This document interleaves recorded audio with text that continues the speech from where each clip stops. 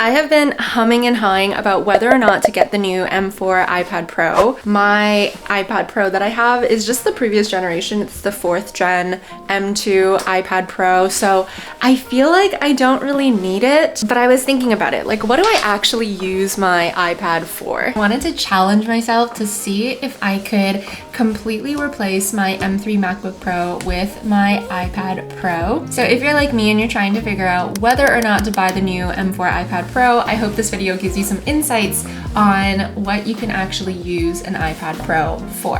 I actually have a haircut in a bit, so I'm packing my iPad up so that we can head to a cafe to get some work done, and that'll be the first thing that I do.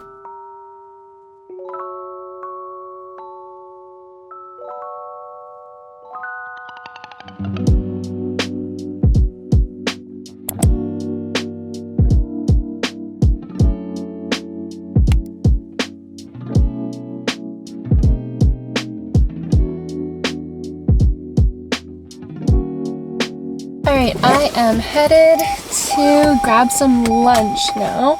There's this specific spot that I like to go to whenever I have to come to Coquitlam for my haircut because it is just so delicious and I try to eat it every single time I'm here, which isn't super often. I get a haircut probably like once every 2 months or so, but yeah, I feel like I should probably... The things that I'm learning? I feel like I should try something new, but I will not because I am obsessed. This is a specific dish that I go for. It is so crazy good.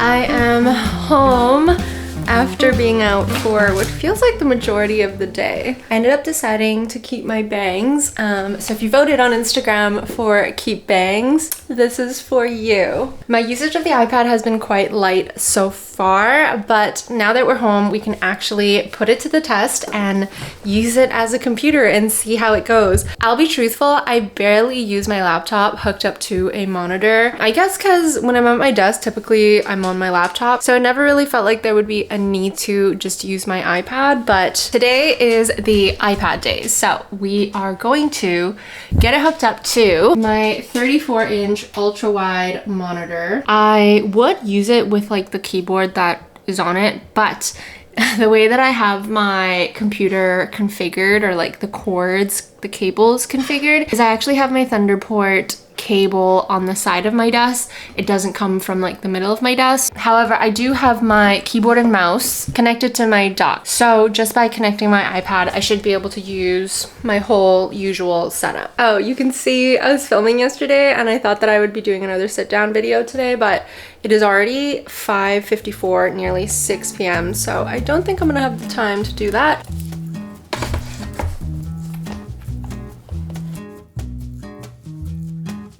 I'm not gonna lie, using my iPad on my monitor, it feels weird. There's something about the mouse that doesn't feel right. I don't know. Something is weird. It works pretty smoothly, I'm not gonna lie. Like, there's definitely no lag. The color though is a bit weird. I wonder if it would look more normal if I had the Apple monitor, but on this monitor it almost looks a little undersaturated. I don't want to mess with the settings of my monitor because it took me a long time to get it to be even semi-similar to my MacBook, so I'm gonna leave it as is because I can still see the color's not a big deal right now.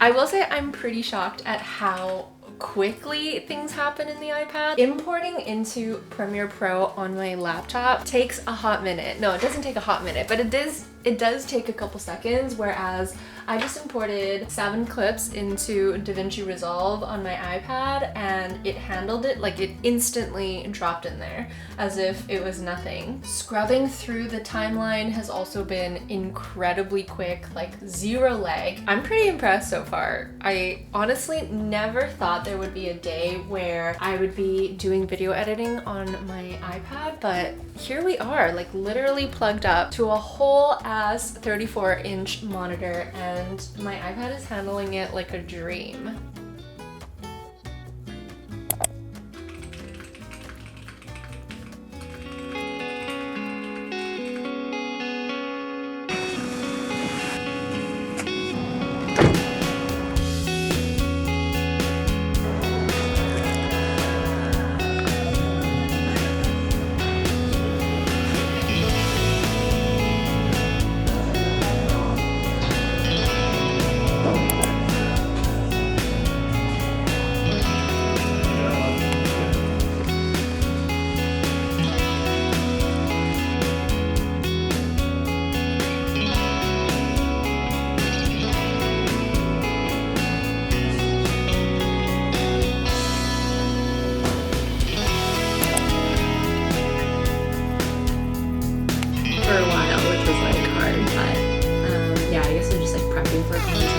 So I like always have something lined up, which is nice, but I definitely want to move away from like depending on those as like the main source of income for my business. It's been a couple of days since I started to solely use my iPad, and I have been really enjoying it, but there are a couple of things that I found doesn't really work for me, so we'll talk about that. But I think the biggest benefit of using the iPad is exactly what I thought it would be, which is that it is super portable. It is even more portable than my 14-inch, which is already quite small. I think it's just so easy to throw this into my bag. It is more versatile in some ways. I thought I would tell you about some of the apps that I have been really enjoying using with the iPad. My friend's dog is visiting.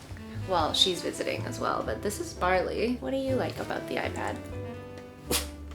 Does not like the iPad at all. So I wrote down some of the apps that I've been really enjoying, like the apps that were actually rebuilt for the iPad and not just me using them in the browser or ones that are built for the iPhone. I do find that there are certain things that I do on my MacBook that I can't quite do on my iPad yet, but the apps that I use are Google Analytics. I think that that works really well in the app version. I don't even use Google Analytics on my phone, like in the app, but since I've been trying to replace my workflow when I'm pulling stats for like my website and all of that, yeah, the iPad app works like a dream. As far as photo and video editing goes, Lightroom works amazing. It's always worked really well on the iPad, and that's just something that they've continued to improve on. So I do find that my workflow using the iPad and using my MacBook with Lightroom doesn't change much. For video, I do use Premiere Pro on my laptop, which we all know is very feature rich. I use it with After Effects, so that workflow I have not been able to replace. However, I did start using DaVinci Resolve on my iPad. I don't have the paid version, so a lot of the advanced features I can't use, but even with the free version, it has been pretty amazing. I've only edited shorts, reels, TikToks on there so far. I haven't done like a full YouTube video. Let me know if you want me to test DaVinci Resolve and try to edit an entire YouTube video on it. I will have to get the paid version, but that's totally fine. I have also tried CapCut on the iPad as well, which also works pretty well. I use CapCut on my phone when I'm like quickly putting together like stories and reels. And then kind of going into the apps that I do use on my MacBook and that also work really well on the iPad, which are ChatGPT. Having a built-in app has been really great, especially using it in multitask mode with my iPad. Spark is the email client that I use, and it works amazing on the iPad as well as on the iPhone. Notion, I feel like initially when they had first come out with the iPad app, it wasn't as good, but it's starting to feel more natural using Notion on my iPad now, and there aren't as many differences between iPad versus MacBook. The one thing which is kind of a big issue for me is that Notion does not allow you to open multiple windows on your iPad, and I often have like multiple tabs as well as multiple windows open on my MacBook for Notion so that I can use a doc with notes that I've taken to craft something else that I'm writing. So that has been actually quite a big pain. I wish that they would launch that as a feature. Milano is another app that works amazing on the iPad, just like it does on the MacBook. It's what I use to sort of plan a lot of my creative projects. And there's one game that I play on my MacBook and it works really well on the iPad as well, and that's Teamfight Tactics, or TFT. You'd honestly be surprised how well it works on the iPad. I know that they did create this game to be like mobile friendly as well, which is why it works so well on the iPad, but I actually prefer playing the game on iPad versus mobile, and the user experience of being able to like drag the characters around the board using your finger is actually quite fun. And then the 3 apps that I actually use on my iPad that I don't use on any other Apple device that I have are books. I love using my iPad to read because having the Apple Pencil and being able to highlight and like annotate certain things in the books has been a dream. So I actually put all of my nonfiction books on my iPad because I can quickly annotate and like take notes all together while I'm reading. Notability, oh my gosh, I absolutely have been obsessed with Notability. I keep finding new ways that I can use it, but it's now my favorite like iPad note-taking app. I also do create like mood boards in there, I plan in there, I take course notes in there, I doodle, I storyboard. There's so much that you can do with Notability, and they have a ton of templates that you can use as well that are completely free. So people have created like agendas and trackers and storyboarding templates. There's so many. I have not gone through all of them. I think it'd be impossible to go through all of them, and they're all really beautiful, really aesthetic, and really easy to use. So have been really loving that. And then lastly is Procreate, which I mainly just use to create graphics or like little doodles for videos, which I don't do as much anymore, but I still find it to be pretty useful. Or for example, I was creating a banner and I wanted to draw out some little graphics like that. So I would draw it out on Procreate, and then I can just like import it into Illustrator or Photoshop or even Figma. Speaking of Figma, oh my gosh, I wish that Figma would create an iPad app. It would literally nearly complete my workflow. So all in all, I don't think that the iPad is ready yet to completely replace my MacBook, but I will say while I'm on the go and if I don't have any heavy design or editing work that I'm working on, it has been more than capable for all the rest of it. So revisiting the question of, am I going to get the new M4 iPad? Honestly, since I've started using this iPad more